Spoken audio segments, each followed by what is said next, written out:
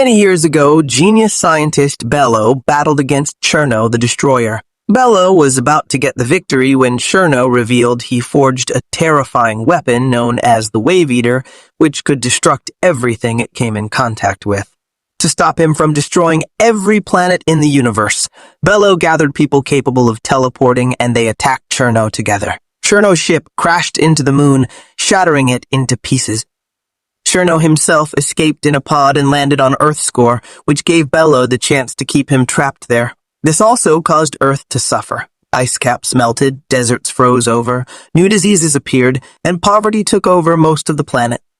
The Galactic Council turned to the civilized universe, asking them to help the humans. That year, 3 formidable athletes were born, the first Earthlings that gained the ability to teleport. It's now 2071 and Earth is still recovering. Anton is one of the many poor people trying to survive, but he's constantly having small accidents and everyone thinks he has bad luck. He's also considered a loser because he's afraid of even the smallest of lizards. However, he isn't actually clumsy. The reason for his accidents is Valia, Cherno's daughter, who puts Anton in these situations to try to awaken his teleportation powers. After another failed attempt, Valia gets in contact with Cherno through a hologram communicator. Cherno is frustrated because he only has 2 Wave Eaters left, and if he doesn't succeed with this, he'll be trapped down here forever. He was the one that invented the protogen that gave humans the teleportation ability, and he needs it to perfect a mysterious experiment. If only scaring Anton isn't enough to trigger his awakening, then Valia should try killing him. Afterward, everyone on Earth gets ready to watch a new match of Cosmoball, which is played among teams from the planets that form the Council. Earth's team only has 3 players so far because teleportation is needed to play. They are Natasha, Pele, and Fan. The Earth team uses little robots known as Sputniks that control the armor around their bodies. The game is similar to soccer and it's played in a huge floating stadium shaped like a dandelion. It has a rule where one team has to kick the ball 5 times to make the opponent's goal open. If the ball reaches the goal, they get a point. While everyone gets ready for the match, Anton tries to go to the job office to ask for work, but he's ignored because the clerk wants to watch Cosmoball. Furious, Anton closes the windows and calls everyone out for caring more about sports than work. But this only gets him kicked out of the building. Today, the Earthlings are going against the Sarusians, who are a tough opponent. While the Earthlings manage to score 3 times, the Sarusians don't let them overpower them and quickly score 4. Meanwhile, Cherno's preparing another Wave Eater, revealing they're used as the balls for the matches. This time, however, when the guards try to take it from him, Cherno fights back and breaks the mechanical arm.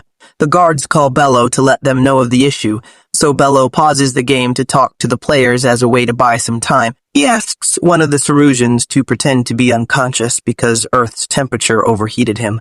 Cherno uses the Wave Eater to kill the guards, but the last guy manages to press a button on the panel before dying, and the last robot arm finally takes the Wave Eater to send it to the game. Bello allows the match to continue, and thanks to the kicks from the players, the Wave Eater becomes nothing but a little rock that falls on the pile with all the other Wave Eaters they've used for Cosmoball. At the end of the day, the Earthlings win the game while the whole world celebrates. Anton returns home and finds his mother on the floor.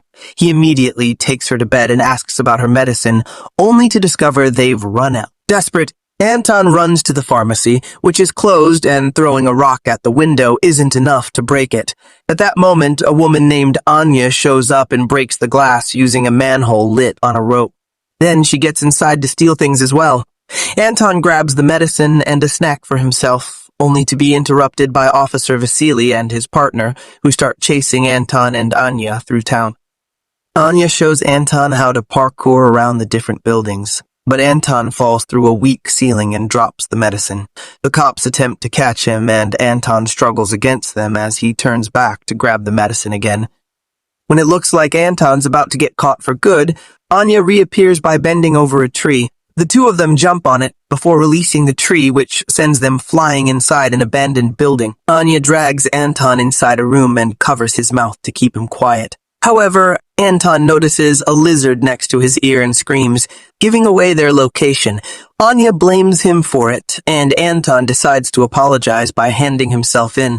pushing away the cops to run to the streets. Suddenly, a truck shows up and crashes against Anton, but when the cops run to check on him, they don't find him there. Under the truck, there's only the spilled medicine, and the driver is running away to hide, revealing he's actually Volume in disguise in the Dandelion Stadium. Fellow is working on trying to put the moon back together when he receives an alert of unregistered teleportation. It turns out the car accident woke up Anton's powers, and he's now appearing a few blocks away.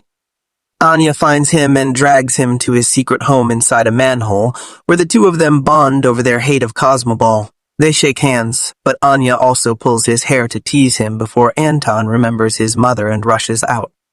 Once Anton's gone, Anya changes forms to reveal she's actually Valia, and she sends Anton's hair to Cherno to finish his experiment.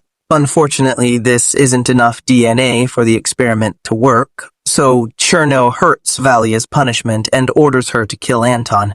Moments later, Anton gets home and is shocked to find Bello and the athletes there. They want Anton to join the Cosmoball team, but Anton refuses. At that moment, the cops enter the house to arrest Anton. Bello quickly solves it by freezing both officers.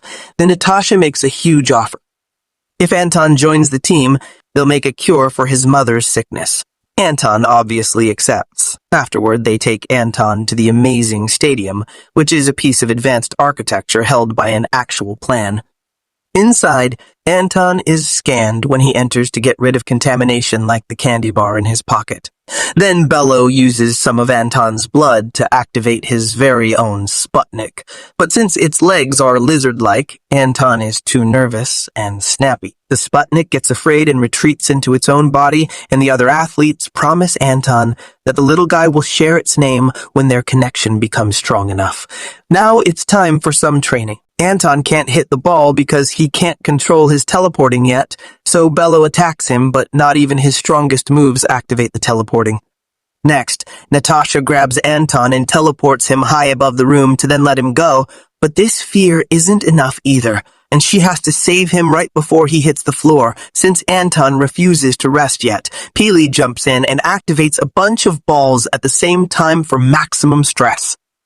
This finally causes Anton to teleport all around the room, and Bello can't believe someone mastered this in one day. When they send another ball after him, Anton hits it 5 times, something nobody ever achieved before.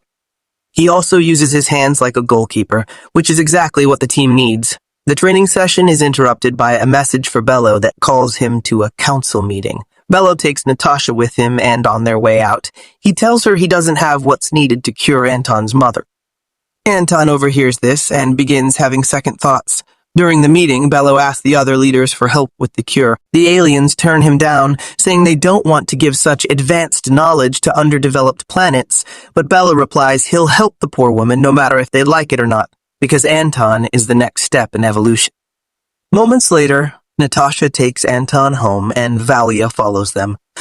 Natasha runs some diagnosis on the mother while she shares the story of how she got pregnant when the moon was destroyed and she felt a needle pierce her belly. Anton can't stand seeing Natasha give his mom fake hope and goes to his room to think about what to do. At that moment, a boy appears at the window and tells him Anya is looking for him.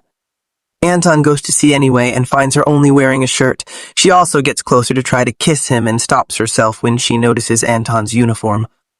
Anton explains he doesn't want to be an athlete and how they lied about his mom, so Anya gives him a pod filled with poisonous sap that Anton could feed into the stadium plant. That way the stadium will be destroyed and everyone will stop staring at the sky. Anton hesitates because of the security system, but when Anya implies he's a coward, Anton accepts and tries to take the pod. Anya teases him and makes him trip, causing him to fall on top of her. Anton tries to kiss her, but at that moment, his Sputnik activates and pulls him back. Then Natasha shows up to pick Anton up, so Anya kisses Anton to slip the pod into his hand before he leaves.